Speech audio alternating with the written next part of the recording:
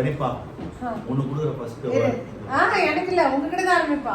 சரிப்பா கேமோட ரூல்ஸ் வந்து எனி சென்டென்ஸ்ல 10 வேர்ட் கரெக்ட்டா சொல்லணும். ஏதா சொல்லணும். ஒரு வார்த்தை சொல்லிங்க அந்த வார்த்தையில நான் 10 வேர்ட் சொல்லணும். ஓகேவா?